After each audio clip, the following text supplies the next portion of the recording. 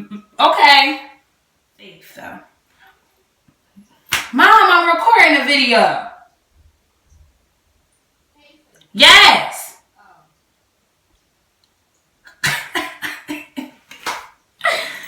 Anyway.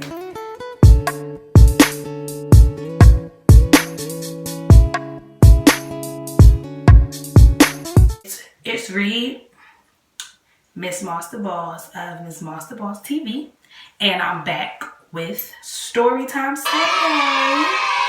And today we're going to talk about the time I almost got kidnapped. Make sure you like, comment, and subscribe to this video. Share it. And thank you to everyone who's been subscribed. Thank you to my new subscriber. How y'all doing? I see y'all. And be sure to always let me know any story times you guys are interested in. Whether it's on my social media or in these comments below. So last year, I used to work at DSW here, well, in Atlanta. And I worked at the one in Atlantic Station. And when I got hired, I had let them know that I don't drive. I got hired with two other girls who did drive. And I told them that I was available to close, but I would prefer that if I was to close, that I would be able to get off at like 10, because at the time my roommate had agreed that she had a car, so she agreed that she would come get me on nights that I would close. So I told them that I'm available to close, but I wouldn't prefer to close because I don't drive. And they were like, okay, that's fine. They said that, you know, keeping an availability is great because on certain days it will be like I probably would be more likely to be scheduled, but if I don't have a car, they would, you know, bear with me. So at first it was all good. My roommate used to come get me. It wouldn't be anything. But basically when things started getting fishy between us, she started not to come pick me up, obviously. So I got picked up by her like one last time, where it was more of an idea that I guess, I don't know why, she just would have times where she would just get angry or she would just feel a certain kind of way, and it was like this passive aggressiveness, so you wouldn't know. And like with me, it's like, once I don't consider yourself my friend, or if you don't tell me a certain amount of information about your life, I'm not open to just tell you about my life. So one Sunday night, basically we weren't all on the same page between me, Sydney, and my other roommate, and nobody was coming to pick me up, and I closed. So I closed, and my manager at the time, who I liked, was like, oh, like which way do you go? It's late. It was around, we closed at like 10, I want to say, or we closed at 8. I don't recall what time, but I feel like it was Sunday, so we might have closed early, around like 8 or 8:30 or 9. And she was basically asking, my manager started asking me if I wanted a ride, but when I told her that I lived near Spelman's campus, she was like, oh, that's totally out my way. I live in Kennesaw, so if I had a car and it was my ride, I would drive you, but it's not, blah, blah, blah. And just be safe, though. So I tell her, it's cool. One thing I don't like is when people tell me to be safe, because I swear every time someone say, be safe, I'm not safe anymore. Like, that night is just not about to go as it's supposed to in some way, somehow. So I'm like, okay, thanks. So I go to get on the train, and I get on the train, and the funny thing about it is another coworker ends up being on the train while I'm on the train. First I had to take a shuttle to the train, then I got on the train. I texted in a group message telling my roommates that I was on my way home. And this is around either 8, 9, or whatever time. Basically it was closing time, and I told them like I'm on my way home. They said okay. So I get on the train, and then my other coworker ends up being on the train, and I tell him like where I live and stuff, and he's like, oh, you sure that you want to get, you know, you sure you good? Like, you know, you sure you don't want me to ride with you to your train stop? And I was like, I'm not afraid. The train ride isn't what I'm afraid of. I was like, I just don't like walking home by myself at night. I was like, that's where it gets kind of creepy. And he's like, oh, I'll walk you. And I'm like, no, because I just was thinking like, he doesn't look like he belonged in my area, and like, I didn't want, just as much as I didn't want to walk by myself, I wouldn't want him to walk by himself. Like, he was built like me. Like, I'm just like, no, it's fine. So he doesn't walk me. I basically convince him that I'll be fine. He gets off at his stop before mine.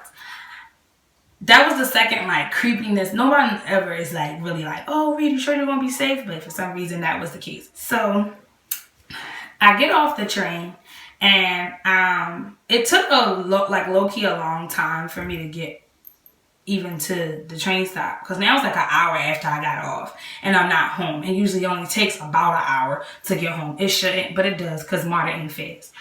So no one texts me, asks me where I'm at. No one's asked me if I'm okay. That's fine. I talk to my mom on the phone when I walk home anyway. So I'm on the phone with my mom, I'm walking home, and I basically make it halfway, not even halfway, like a third home. And I get hyped, so I wanted to celebrate. So I said, oh, Mom, I'm home. I'm going to walk into CVS and get me some chips and salsa. So I was really excited to get me some chips and salsa. Like, I deserve a treat, because I basically walked home by myself, and ain't nobody checking up on me. They don't even care that I'm low-key 2 hours late from getting home, and I said I was taking public transportation. Nobody was, no red flags. Nobody cared. Cool. I come out the CVS or whatever, and I walk past, like I start getting toward, I gotta go through a park to get to my house. So I start walking towards the park, and this guy drives by and beeps. So normally, that's not out of the ordinary for me. So I was like, on the phone with my mom, like, oh God, like I just need to get home, because these little thirsty men in Atlanta, they get on my nerves. They always want to beat, like, bye. Like, so that's what I'm saying. So then someone was like, you need to turn around. So I'm walking and I turn around, and this man makes a U-turn. He makes a whole U-turn. So he makes the U-turn, and he drives past me again. And this time he like waves his hand out the window and beeps. But his car was all black with black tinted windows. So I don't know who he is. He drives past me, and then he parks his car under a tree directly in the place where I need to walk, and like sits there. So I stopped, because I was like, wait a minute. I mean, beeping is one thing, but now you making U-turns and stopping your car, knowing what direction I'm going into. I'm not feeling it. So my mom was like, what is he doing? And I'm like, I don't know. He's sitting there. So this man crops his little window down, and he starts going like this.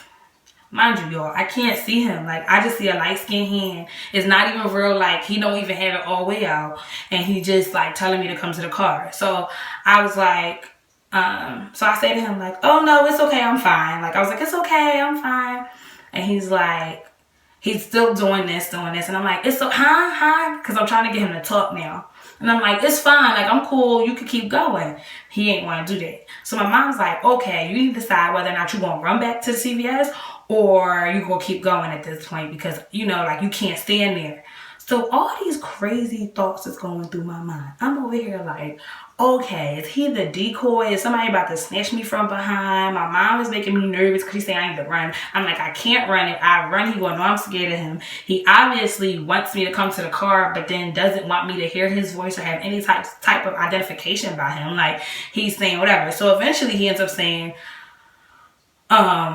I'll take you home, in like this deep progressive voice. And I was like, oh no, like, I'm fine, like, it's okay. And he's like, no, I'll take you home. And I'm like, no. So my mom's like, stop talking to him. And I'm like, I don't know what to do. Like, I'm laughing now, but like, y'all don't understand how fast my heart was beating at this point, because I'm sitting here like, okay, I'm denying this man, but what if he really sit here and be like, ain't no question, I'm going to just come take you? Or somebody be like, because I'm down by the park, so like, and it's dark, there's no lights, so it's like, I don't know what's going on. There's nobody out on a Sunday night. Like, I don't know. So my mom was like, you don't want to walk back to CVS? I'm like, no, I can't turn my back to him. Like, I don't want to walk back. She said, well, do you want to walk by him? So I'm like, okay. She's like, what is he doing? What is he doing? And that's making me even nervous, even more nervous than before, because it's like my mom's in my ear. And it's like, if you get kidnapped while you on the phone with your mom, it's not taken. Like, this ain't no coming back. And Atlanta is one of the top, like, places for sex trafficking, like, if you didn't know. So I'm like, oh my goodness. So he eventually says it like one more time, and I'm telling him no, and he eventually stops. So my mom says walk by him. I start to walk by the car, and basically, like, he eases up to the red light, And I just keep walking. At this point, I'm petrified, but I'm still talking to my mom. And I have to go into a real dark spot. And she's like, basically, what is he doing? I swear that was the longest red light I've ever experienced. I never had to look back like that many times. I felt like that red light was a whole 30 minutes. And I just was waiting for him to come get me from behind as I walked home. So I was in the clear. He ended up eventually leaving. I get to my house. I open my door. Y'all, when I stepped into this house, the fact that not only was mind you, now I'm home 2.5 hours later than my usual time, my usual commute from work to home, and still nobody has texted me or anything. So I get in the house and I see in the kitchen bodies, more than 2. And if I like hear everybody's voices. And I run up the stairs because now I'm like finally home, but now I'm having a reaction to everything that just happened. Because on the lowest of keys in my brain, it was like, you really probably could, if it wasn't for the grace of God, I probably could have been kidnapped or snatched or whatever he wanted to do. Because I didn't understand how it was just all these thoughts going in my mind. So I go upstairs and low-key have a whole panic attack where I can't breathe and I'm crying my eyes out, talking about how lonely I am and don't nobody care about me in Atlanta and I'm by myself, and that's obvious. Because what hurt my feelings the most was that these people were in my house. There was 4 people in my house, well, 2 boys and my 2 roommates.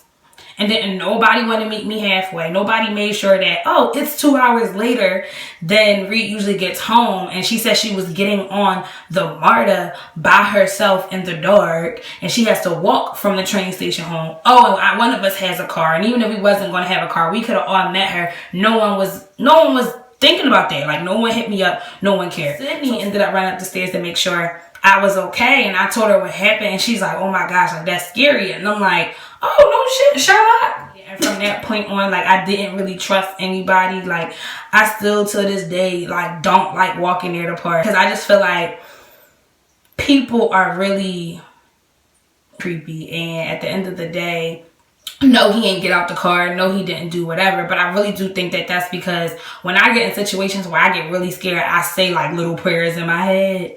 And then I just like really try to stay calm while I'm in the situation.